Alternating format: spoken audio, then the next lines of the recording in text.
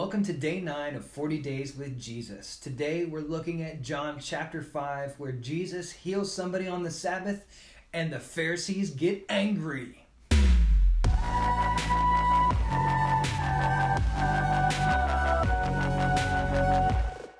If you've already done the reading for today, then you know that Jesus heals a paralytic man who was there by a pool for 38 years. He tells him to take his mat and to go home.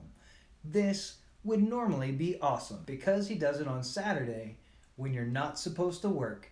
Now Jesus is in all kinds of trouble. The issue at the heart of this is that God is the only one who works on the Sabbath. The Mishnah, the Jewish commentary on the law, has a ton of rules about who can and can't work and when you can work and what is work for the Sabbath. And so that means there are highly prescripted rules surrounding what work looks like, especially in Jerusalem. And in our internet age, I'm sure you can't imagine anyone, anywhere, ever commenting, telling somebody that they're doing something wrong, or them going and reporting it to anybody who could get them in trouble. That's exactly what happens with Jesus in John 5. He heals the man. The man doesn't even know Jesus' name, but he knows that he got healed. And then all of a sudden, the focus shifts from this guy who's been healed and is carrying his mat on the Sabbath to now, wait a second, who told you that you could carry your mat on the Sabbath? That's wrong. And then they find out that it's Jesus because Jesus sneaks up behind the guy. Not really. We don't know that he had snucken. Just a little bit later, as this man is in the temple, Jesus comes and says to him, "Hey, I see that you're well. Stop sinning or it may get worse." And this is Jesus making a connection between the sin in this man's life and the illness that he had suffered from. Now, this isn't always the case, and I think it's very important that we recognize that Jesus does heal people, and he says, look, nobody sinned. This person was sick, and it's to God's glory now that they're healed. And so there are some people, man, that there's no connection between their physical illness or their current condition and any kind of sin. For some of the rest of us, when we do things that are wrong and we know are wrong, there are consequences for our physical bodies. And we pay the price for our bitterness, for our anger, for our resentment, for our judgment against others, and we carry that with us physically. Jesus makes that connection for this one person, but he also in other places says that they're not the same.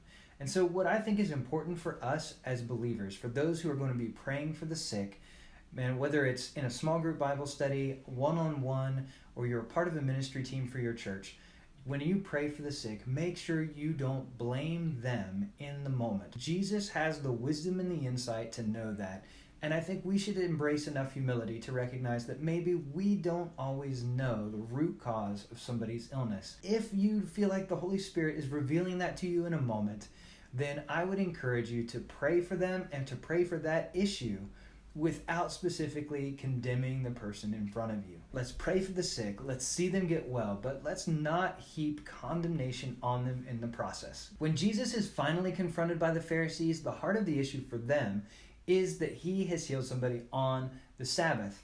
And then Jesus makes a statement about him working on the Sabbath because his Father is working too. He makes a connection that equates him with God who is working. And then he goes into this rabbinic tradition with verily, verily, like truly, truly, listen, I'm serious. And then he begins to unpack the fact that he is sent by God, he is the Son of God, and that he has the right to give life and to make judgment. Jesus is equating himself with God. So finally, now, after 5 chapters in the gospel, we see that the Pharisees recognize the claims that Jesus is making. He had made it in chapter 2 while he was in the temple, but now he is very clearly demonstrating to them, both with how he is healed, when he is healed, and the proclamation he makes about himself after he heals someone. Jesus is making it clear that he is from the Father. He is the Son of God, and he has the rights and the authority that supersede even the Sabbath. Where we saw in the first 4 chapters that Jesus was overturning and amplifying himself above Jewish institutions, now he's doing the same thing for Jewish festivals. Jesus is beginning to institute himself above the festivals of the Jewish people and placing himself on par with God.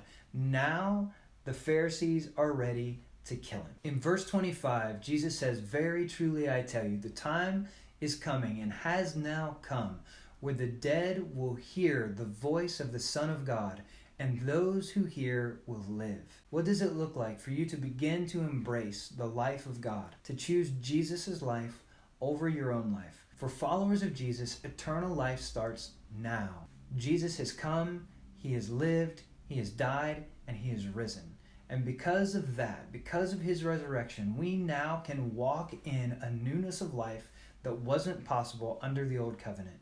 We can be filled with the Holy Spirit as a deposit, as a guarantee of the life that is to come. And so we can walk in the fullness of what God has for us beginning now. We do not have to wait until after we have died to begin to taste and see that God is good and to experience his life. Now, that doesn't mean we won't experience suffering or pain or heartache. Those things are a part of life in this world until Jesus comes. But we can know that the one who has overcome death is on the inside of us.